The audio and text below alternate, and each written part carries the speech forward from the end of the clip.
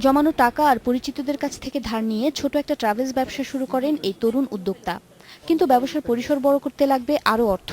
জামানত সহ নানা জটিলতায় ব্যাংক থেকে ঋণ নিতে ভোগান্তি পোহাতে হচ্ছে তাকে। এমনিতেই তো ক্ষুদ্র ব্যবসায়ী, এই ক্ষুদ্র ব্যবসা দিয়ে অনেক বেশি প্রফিট করা যায় না, আর এত বেশি ইন্টারেস্ট দিয়ে নিজেদের কিছু থাকেও না।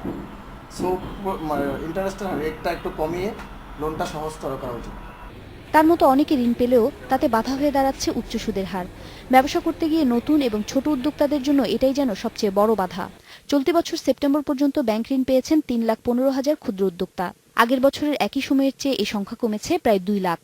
ব্যাংকগুলো বলছে ব্যাংকিং খাতে নানা কেলেঙ্কারির পর তাদের নজরদারি বেড়েছে, তাই কিছুটা ভেবেচিন্তে নতুনদের ঋণ দিতে হচ্ছে তাদের। এছাড়া জনবল সংকটের কথাও বলছে তারা। রেগুলেশন আরও বেড়েছে, সেন্ট্রাল ব্যাংকের রেগুলেশন ইজ ফার বেটার, এখন আরও বেশি অনেক।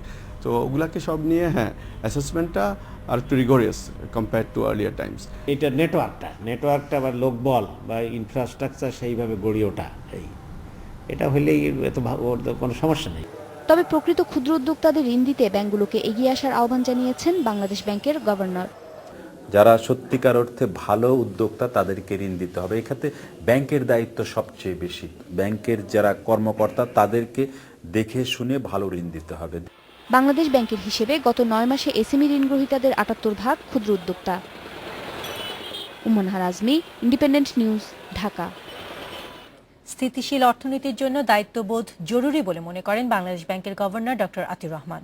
বুধবার রাজধানীর একটি হোটেলে গ্লোবাল কম্প্যাক্ট লোকাল নেটওয়ার্কের রিজিওনাল মিটিংয়ে তিনি কথা বলেন। গভর্নর বলেন, সাভারের রানা প্লাজা ধস, তাজরিন গার্মেন্টসে আগুন লাগার ঘটনায় দায়িত্বহীনতার পরিচয় পাওয়া গেছে।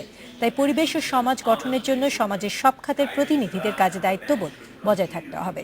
গভর্নর বলেন, বিদ্যুৎ ও পানির অপচয় রোধে তৈরি পোশাক সহ বিভিন্ন ব্যবসা প্রতিষ্ঠানে সাশ্রয়ী বিদ্যুৎ ব্যবহার করতে হবে। এতে উৎপাদন খরচ অনেক কমে আসবে বলে মনে করেন গভর্নর।